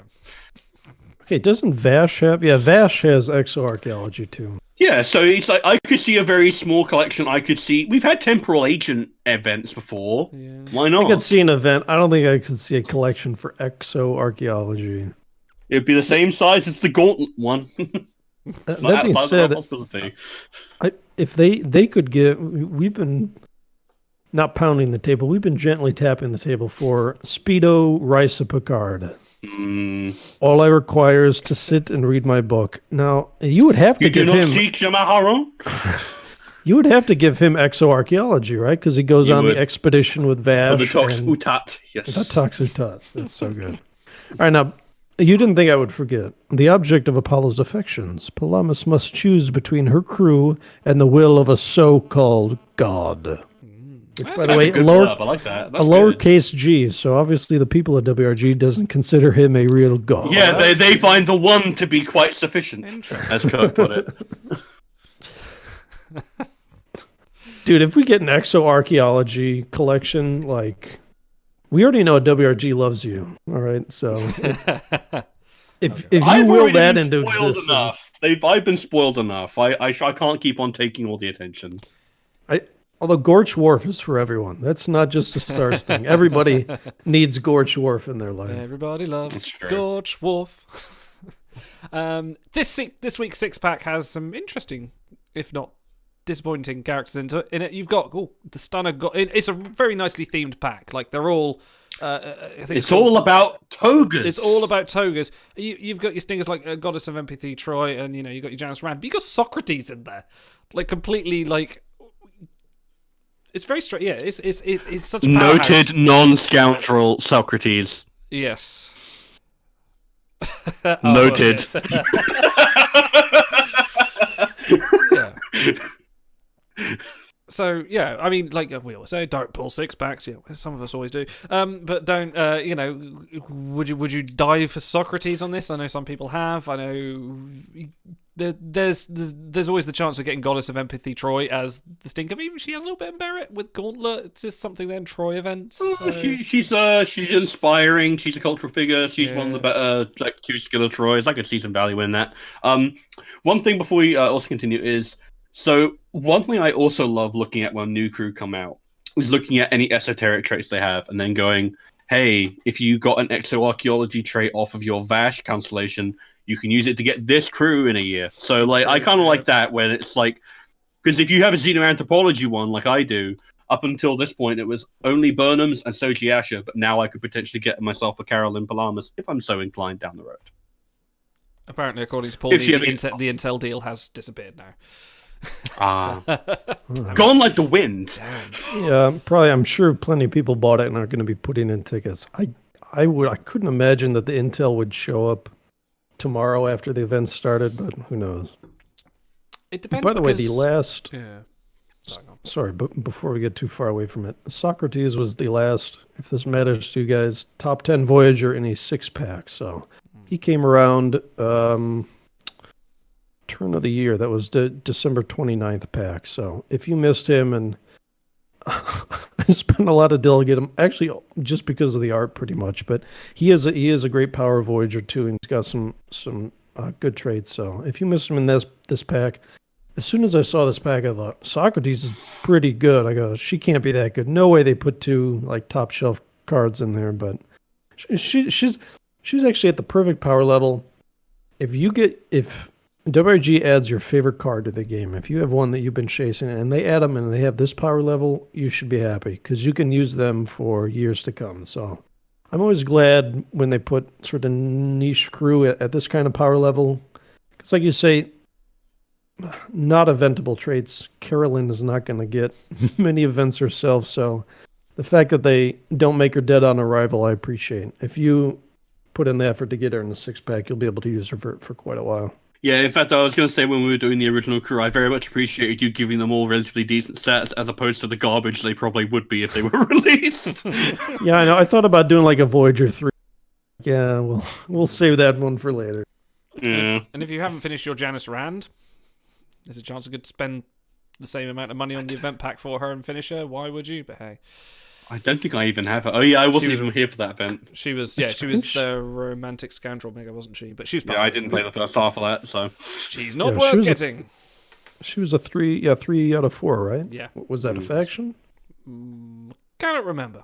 It was so long ago. Can you remember? Can I remember, Captain? Oh, okay. Shall we bring back a classic? Something we haven't done for quite some time. No, it didn't work. Bloody hell. No. Why is this broken? Incredible. Why is that Professionalism. Broken? Hang on. I can get this to work. I will get this to work. Pro to the fashion. Professional, right. We'll do this the manual way. We'll add it manually. Sorry everyone watching the stream. This is going to be fun. Intros. Where is it? There it is. Oh, there's not even playing. This Wednesday on UPN. Right. We'll tell you what, Auto, do you want to just do it? And like, you've got your piano, just do the music behind it. Go on. I can't even remember how to play it. I got even my guitar for that. It was a very rocking thing.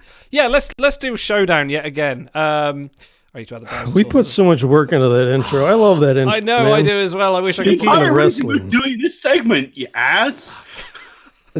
I didn't test it. To be honest, the segment is not great, but the intro is great, and that's why we do the segment.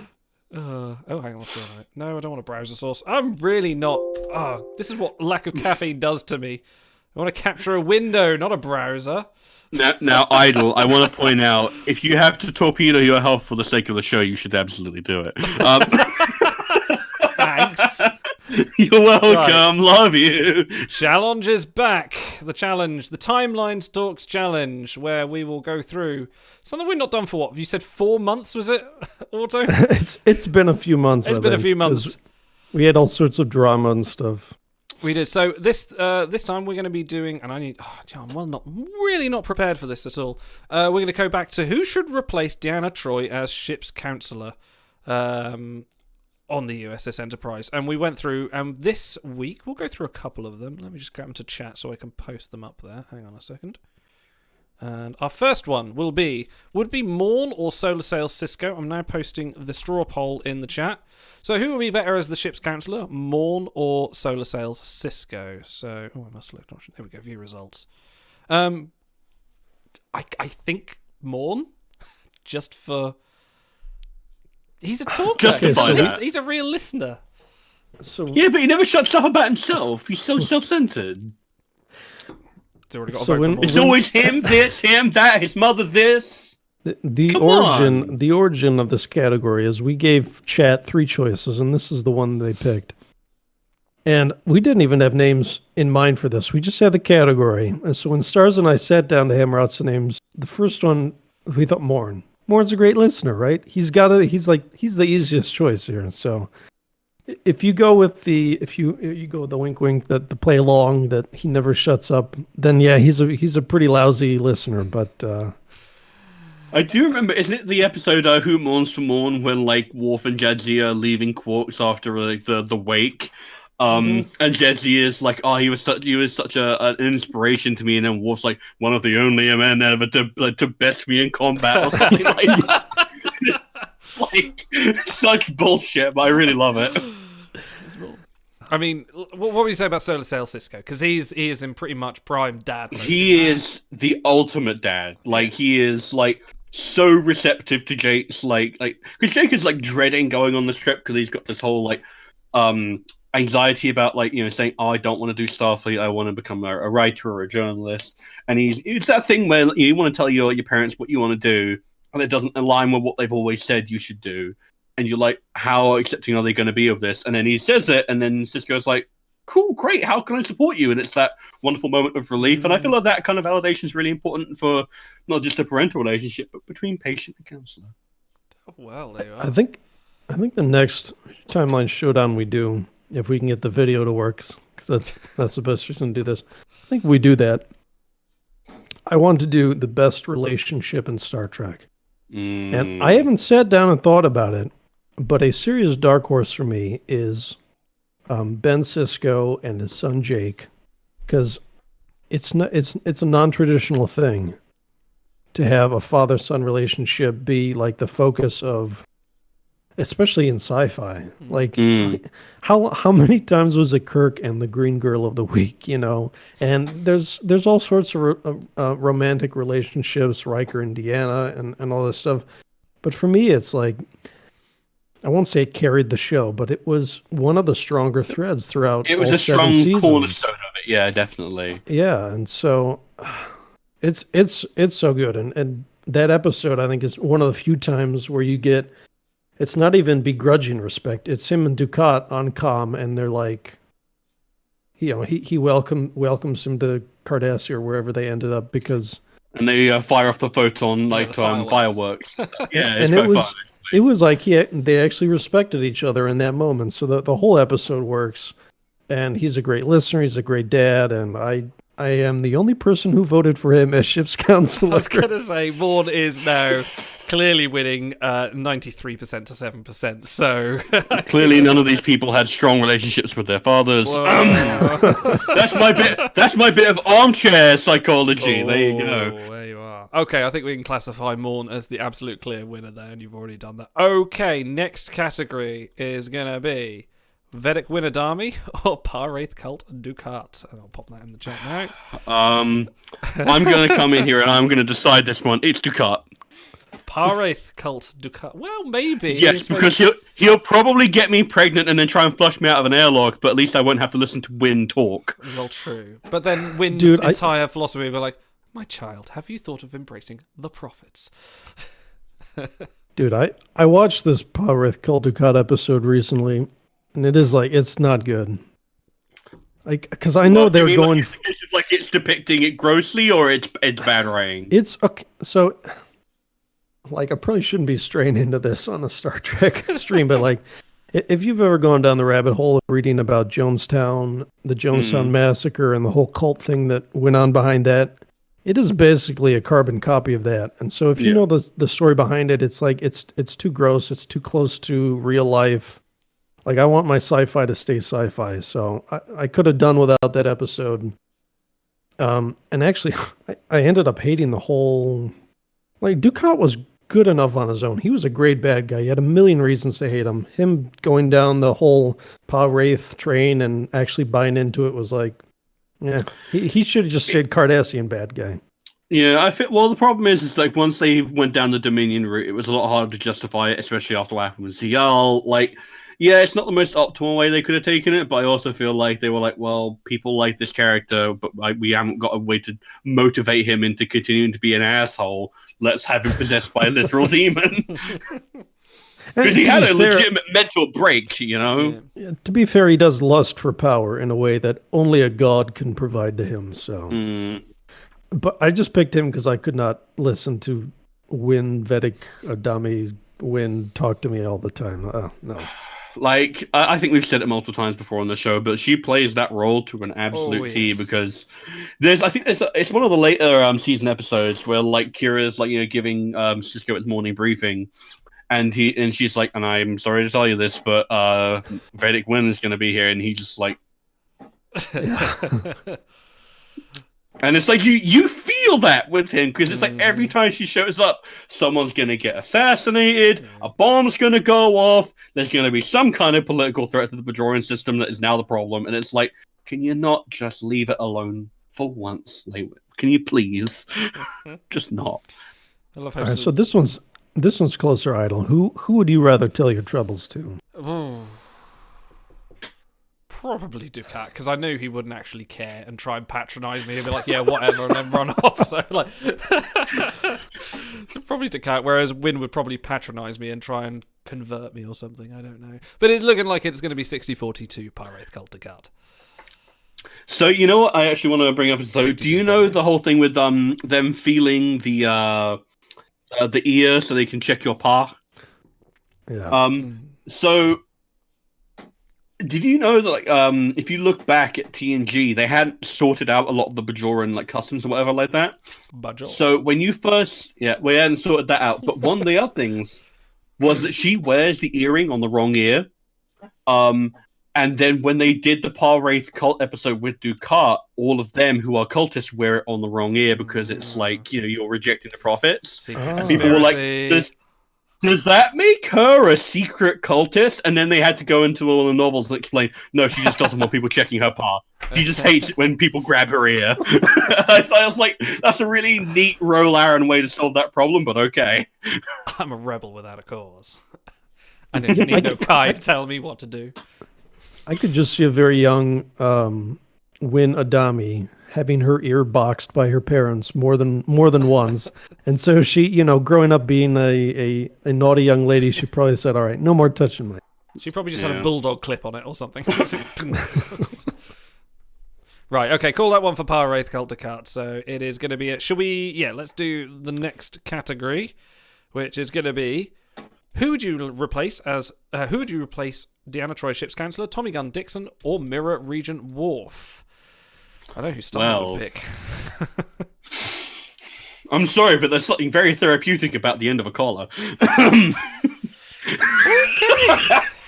was worth it just for the look on your face, Idol. That was worth it just for that.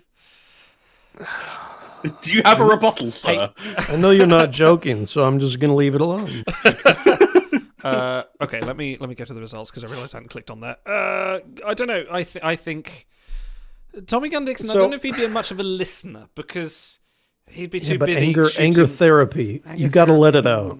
He just suggests you just shoot ball all the time and scream. You can't tell me that wasn't cathartic for him, right? He let it all out through the end of a gun. Hey, I think you got him. Like that. So, First Contact is one of those movies that me and my boyfriend can watch at any time. Like it's up there with Goldeneye in terms of we're not feeling anything. What if we just put on First Contact or Goldeneye? Because it's that golden thing of just enough story and plot and character development, but just enough action that you can pretty much just watch it. You can talk and then turn back, and there's always going to be something interesting going on screen. And it's gone to the point where now I'll just say, "Hey, I think you got him," and he just instantly thinks of the scene. So indoctrination complete. Do you have that? Your lies are so transparent, Stream Deck. You must think me a liar. Fool to make your lies so transparent. There you go. That one. That's for you, Paul. Yeah. Oh, we have 2 polls in chat now. Paul Welch says he votes for Worf. Tommy Gunn Dixon kills Starfleet officers turned Borg. He doesn't even try to help them. See, it's true. He wouldn't be very good. Worf at least cares about his men. He especially cares about the men. Let's keep the fan fiction out of this, shall we? Okay, It's been a little while. Speaking of First Contact, that the scene where the Borg are right upon them and they're going to turn them into drones, and they're escaping through the Jeffries tube or whatever, and he tries to hold it for the last second, he just can't. He pulls it closed, and their fate is sealed. They do that a few times with the airlocks and this and that. Is that like a bad cliche, or is that like a good suspense building point of like drama where you have to make the sacrifice? In the middle of the I feel night, I feel like in First Contact it is justified, especially in that instance, because it's a case of he literally says, you may encounter Enterprise crew members who've already been assimilated. Don't hesitate to fire. They would thank you for it. And it tells you so much about what his experience is of assimilation and about how traumatic he reviews it that he almost wishes he had died instead. And I feel like that's essential there. So I feel like that's a justified use of the trope. I feel like other ones don't layer it with character development quite so much, and it's just like a pure drama thing. I think I'm a sucker for it every time almost every time. If they have that really goofy look on their face and they do like a Wilhelm scream, then no. But Trek does it. I think Trek does it pretty good most of the time, where you're like, oh, you have to make the sacrifice. It's always someone that they've spent the first 15 minutes of the show building up, and then they have to kill them off, because they can't do it to a main cast. Has there ever been a Wilhelm scream in Trek? Sure, there must have been at some point. Come on, how many seasons, how many episodes It must have been one of the JJ films, I'm sure, but I'm certain there must have been at some point. This is looking clear win to Tommy Gunn Dixon, 67 over 33. Look, Worf offers a very specific kind of therapy that only a certain few people can take, and I understand that. I'm not going to blame anyone. Next round is going to be Wrathful Kirk or this has got to be a slam dunk. Wrathful Kirk or Groundkeeper. No way, dude. Boothby. Sorry, dude, I can't even decide. This is a true 50-50. No, it's Boothby. He's the literal definition of the Starfleet Academy counselor.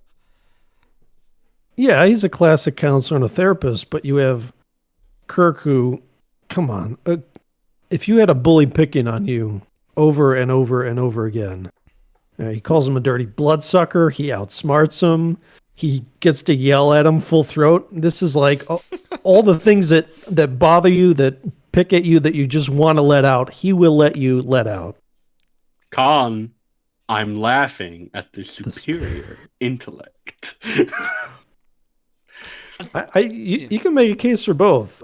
Boothby's the traditional one, sure, and he's good at the counseling thing, but Kirk would take you places that you didn't know you had inside you. So I'm not sure I want to go to those places with William Shatner, if I'm all honest, but Groundskeeper Boothby is racing ahead in the poll, so you've got a few minutes. He's the one you actually want, especially because in so this is like a bit apropos actually. Me and Brody are still working our way through Voyager season 5, and we just watched The Fight, which is the Chakotay boxing episode, which features yeah. These are the Boothby gloves of my as people. like As- the imaginary as the coach in Burgess his ring. Meredith. Yeah, and he's great in that episode. He's You're like, a greasy, fast, 200-pound Italian tank. Go to him. Run over him. God, I love Burgess Meredith. Amazing. that's basically the role he plays in that. And it's like that thing, like Boothby has two modes. Either he is like, like he is in the first duty where he's offering that solemn, very insightful, cutting edge, almost Columbo-esque, I'm gonna give you one line, it's the most important line thing ever. Or he's, you keep on ducking to the right, you gotta wear him out, you gotta wear him down. Like he's full of good advice at the very least. So I feel like Boothby is my pick here. But I can respect the therapeutic, angry screaming of Kirk. I can respect that. Robert Kaiser in chat says we should have a Kid Chaos in the game. So I was watching that, and he turns around, and he's just a guy in like a sparkly like tube sock over his head, and I was like, I really wanted some kind of Daft Punk-esque robot, jagged space chaos guy, but I think it was pretty fun for Kid Chaos. Kid Chaos would be a really fun set-side tool skiller. I feel that'd be fun. I often think about how out there can they get with crew. Now we just had Tribble, so that sort of pushes the bar. But my go-to has always been Mother Horta, who is as close to not humanoid in the game as you can get. Oh, we also had the whales too. So I mean, I don't think it's too much of a stretch to have Kid Chaos or some of the other. The companion from TOS is one I always wanted. The big cloud that floats in and. We should get the parasites from Operation Annihilate. That'd be fun. You mean the fake vomits that they put on the string and fly around? The lame pancakes, yeah. The little Gorchers. Some people are asking for clarification on which Boothby this is. This is the actual Boothby from the first duty, who is groundskeeper, not species 8472 replicant Boothby. All gussied up to look like a drone, to look like a human. Yeah. No, that was. I love that episode, by the way, the 8472 episode, because it's a Chakotay episode. He finds love. But he almost makes it with that species 8472 lady. I respected him for being ready to go into that final frontier. Yeah, no. Fun fact, she played Ellen Ty in Battlestar Galactica. Same person. What is this, a Battlestar Galactica stream? Yes, let's do that. Drag. I love Battlestar. It's been a while since we did like that Simpsons segment. Battlestar 1980 or nothing. Oh, right, I you're brush on your up own with on that. Okay, so crystalline entity, is that a ship or is that a ship. crew? Although I would allow both, actually. Yeah. I would allow both a ship and a card, because I feel like, and if you had the art so big that like when you click on its crew profile, it's just like a few of the stems, I'd allow that. That'd be cool. Well, Tin Man as well. Would you classify Yeah, that? Because we don't have yes. any alien sort of creatures as I was just ships. going to say. Yeah, do we? Or like Tin the Man, I jellyfish. feel like is more of a ship than a character, but True. And since the Dueling Poles brought it up, we need a species A472 bioship too. That's true. yes, yeah, no, those things are ridiculously like what was it, like a fleet of like 6 or 7 of them blew up a planet, and it's like, whoa, that's a big blockbuster moment for Voyager. It should do extra damage to Borg vessels, I think, just to keep it thematic. Cool. But no. We have Hanan Arad Sar, whatever his name is, Sar's barge, who everyone didn't know. That was a great episode. Yeah, I know. You're on your own for that. Yeah. I'm not defending Bound. I like Enterprise Season 4 a lot, but I'm not defending Bound. Bound was some great classic TOS, all right? Okay. Should All we right, finish? Tosser. Should we finish the showdown here and try and bring it back in 4 months' I'm time? a huge tosser. I am an unabashed tosser, all right? Aren't we all? No, well, so we have... I put the results in now. So we have a Final Four, if you want to bring that up. We can do if you can send me a straw poll. No, I that's don't mean up. do them down. I mean, I see. build the suspense. The semi-final for the who should replace Deanna Troy as ship's counselor. Semi, final. There we go. See, we didn't need the intro after all. We just needed audio to get in the mood. Okay. Morn versus Parwraith Cult Ducat. Tommy Gunn Dixon versus Groundskeeper Boothby. I think we'll do that next week. We'll come back to this. Yeah. We'll let the thoughts percolate for a week, and then we'll decide this most important. discuss it on your things that will end with no one favourite winning. chat place of your favourite place of chat, wherever you like to do it. Encourage around the water. When you're next to the water cooler with your friend, you can say, "So mourn or do cat?" and your colleague will say, "What the fuck are you talking about?" I will make sure to spread this question throughout the innards of MySpace. Okay. Everybody loves their fantasy sports, you know. This is March Madness. Sorry, Picarch Madness. Picarch Madness. By the way, Okay. I feel like we're hurtling toward a Mourn Boothby finals, but we'll see if there's any surprises. Place your bets. Hey, we should have some bets. We should have to do some salty betting or something. Okay, I think this is Just like cut the heads out of the art and make them fight each other. Pokemon style. Yeah. No, Yeah. gauntlet style, where they gently shake when they're doing damage. Yeah. Tommy Gun. We don't Dixon have the used- budget for actual animations. Tommy Gun Dixon We have a budget. used Immolate. It wasn't very effective. Morn used Solar Beam.